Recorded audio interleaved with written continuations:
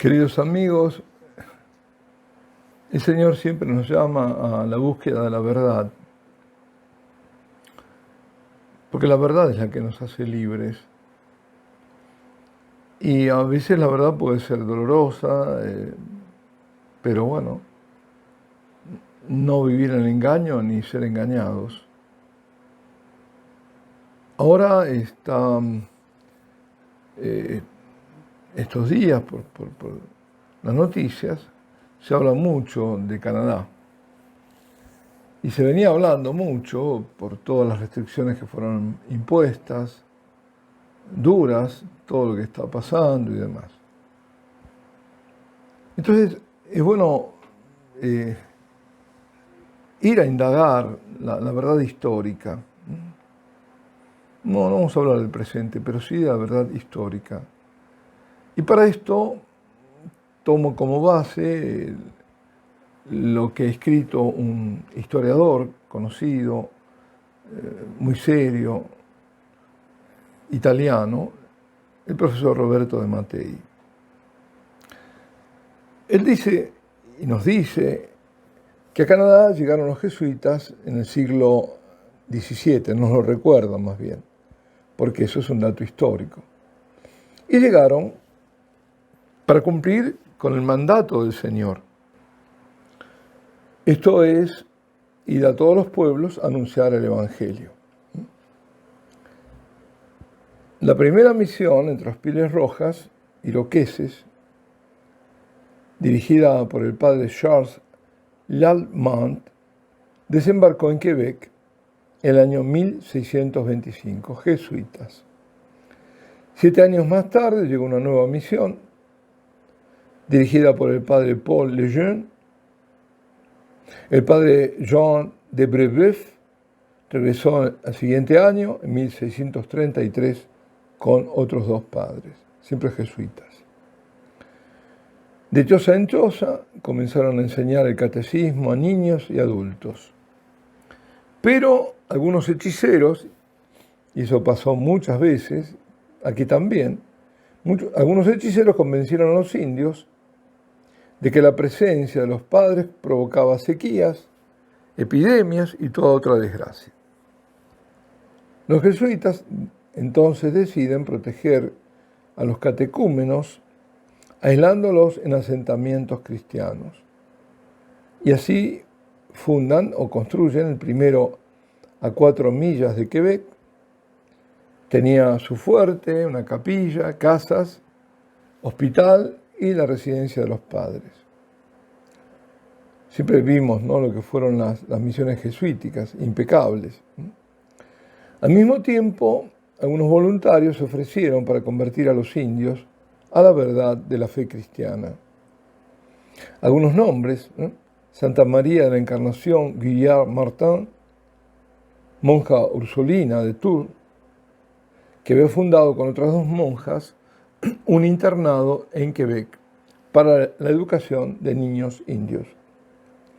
Madame Marie-Madeleine de la Peltrie, viuda francesa, que había creado con algunas hermanas hospitalarias de Dieppe un hospital, también en Quebec. Los miembros de la Sociedad de Nuestra Señora, que, ayudados por el sacerdote sulpiciano Jean-Jacques Ollier y la Compañía del Santísimo Sacramento, todos ellos construyeron en 1642 Ville-Marie, de la que nacería Montreal. Los indios iroqueses, sin embargo, eran rotundamente hostiles. Habían mutilado horriblemente al padre Isaac Gauge y a su coadjutor René Goupil, echándoles carbón caliente, ardiente. En marzo del 1649, los iroqueses martirizan a los padres de Brebeuf y Lallemant, los primeros, recuerdan, en llegar a Canadá. Lallemant primero, después Brebeuf. El padre Brebeuf fue atravesado con varas al rojo vivo y los iroqueses le arrancaron jirones de carne, devorándola ante sus ojos. Mientras el mártir seguía alabando a Dios, le arrancaron los labios y la lengua y le introdujeron ascuas ardientes en la garganta. El padre el alemán fue torturado inmediatamente después con mayor ferocidad. Un salvaje le destrozó la cabeza con un hacha y le arrancó el corazón bebiéndose su sangre para asimilar su fuerza y su valor. Otra oleada de odio hizo que en diciembre hubiera 2 nuevos mártires, los padres Charles Garnier y Noël Chabanel, los 8 misioneros jesuitas, conocidos como los mártires canadienses, y que fueron proclamados beatos por el Papa Benedicto XV en 1925 y canonizados por el Papa Pío XI en 1930.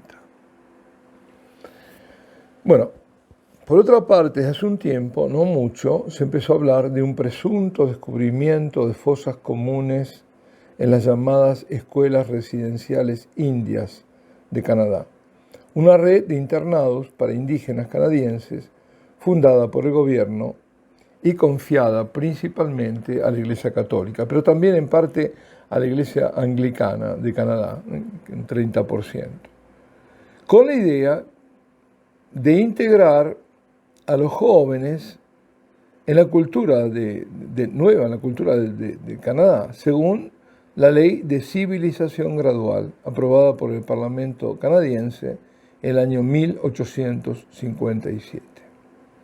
Sin embargo, en las últimas décadas se ha acusado a la Iglesia Católica de participar en un plan de exterminio cultural de los pueblos aborígenes, cuyos jóvenes fueron secuestrados de sus familias, adoctrinados y a veces maltratados para ser asimilados por la cultura dominante. En junio de 2008, el gobierno canadiense, en una postura indigenista, presentó una disculpa oficial a los pueblos indígenas y creó una comisión de verdad y reconciliación para los internados indios. Los investigadores de la comisión, a pesar de los 71 millones de dólares que habían recibido, trabajaron durante 7 años sin encontrar tiempo para consultar los archivos de los Oblatos de María Inmaculada, los OMI, la orden religiosa que a finales del siglo XIX empezó a gestionar los colegios residenciales.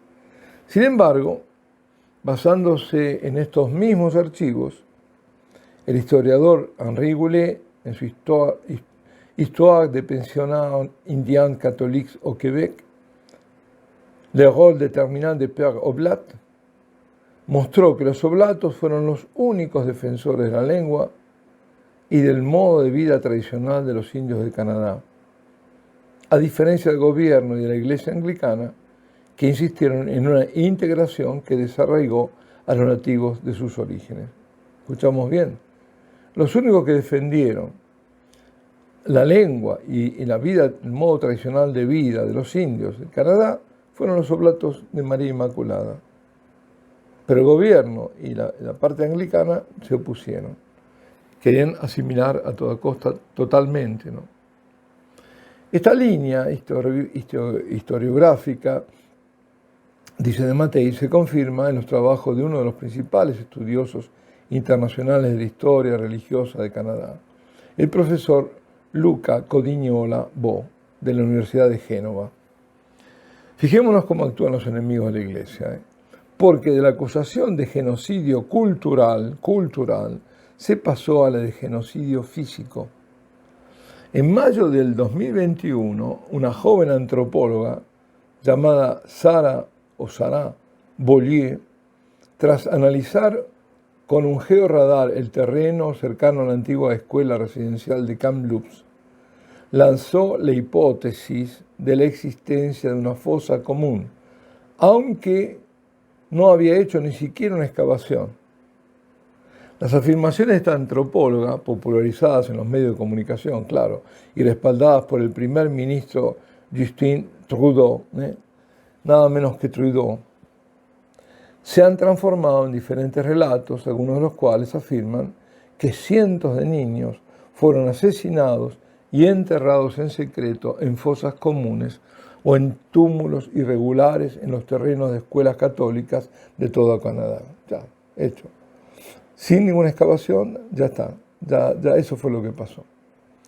Bueno, esta noticia obviamente es absolutamente infundada, ya que nunca se exhumó ningún cadáver, como lo documentó Vic Van Brantegen el 22 de febrero de 2022 en su blog Corazín.org. El 1 de abril de 2022 apareció en el blog de la UCCR una exhaustiva entrevista con el historiador Jacques Rouillat, profesor emérito de la Facultad de Historia de la Universidad de Montreal, que niega categóricamente el genocidio cultural y físico de los indígenas canadienses, negando la existencia de fosas comunes en los internados. Está convencido de que un intento de compensación millonaria está detrás de todo esto. Ah, amigo, el dinero, ¿eh? Detrás de todo esto hay muchos millones. El 11 de enero, el propio profesor Rouillat publicó un extenso artículo en el portal canadiense Dorchester Review, en el que afirmaba que no se habían encontrado cuerpos de niños en las supuestas fosas comunes, entierros clandestinos o cualquier otra forma de enterramiento irregular en la escuela de Kamloops. Detrás de los internados solo habían simples cementerios en los que se enterraba a los alumnos de la escuela, a los miembros de la comunidad local y a los propios misioneros. Según los documentos presentados por Rouillat, 51 niños murieron allí entre 1915 y 1964. En el caso de 35 de ellos se encontraron documentos que probaban la causa de la muerte, principalmente enfermedades y en algunos casos accidentes. Un nuevo artículo del profesor Tom Flanagan y del magistrado Brian Gesbrecht, publicado el 1 de marzo de 2022, siempre este año, en la revista Dorchester Review con el título The False Narrative of the Residential Schools Burials, la falsa narrativa de los entierros en los internados, reitera cómo no hay rastro de un solo estudiante asesinado en los 113 años de historia de los internados católicos. Según los mismos datos facilitados por la Comisión de Verdad y Reconciliación, la tasa de mortalidad de los jóvenes que asistían a los internados era de una media de 4 muertes al año por cada 1000 jóvenes, y la causa principal era la tuberculosis y la gripe. Parece que las excavaciones en Kamloops han sido finalmente autorizadas, hasta ahora no hubo, pero como dice el profesor Rouillat, es increíble que una investigación preliminar sobre una supuesta fosa común en un huerto o en un jardín haya podido desembocar en tal espiral de afirmaciones avaladas por el gobierno canadiense y recogidas por los medios de comunicación de todo el mundo. Ya sabemos quiénes están por la verdad. Se necesitan pruebas contundentes antes de que las acusaciones contra los oblatos y las hermanas de Santa Ana puedan pasar a la historia. Las exhumaciones aún no han comenzado y no se han encontrado restos. La comisión de un delito requiere pruebas verificables, especialmente si los acusados llevan mucho tiempo muertos. Por lo tanto, es importante que las excavaciones se realicen lo antes posible, para que la verdad prevalezca sobre la fantasía y la emoción, en el camino de la reconciliación. La mejor manera no es buscar y contar toda la verdad en lugar de crear mitos sensacionalistas. Esto es lo que dice el profesor. Bueno, esto lo dejo ahí para que, tengamos, al menos los que amamos la verdad, la versión real de los hechos. Alabado sea Jesucristo, santos mártires de Canadá, rueguen por nosotros.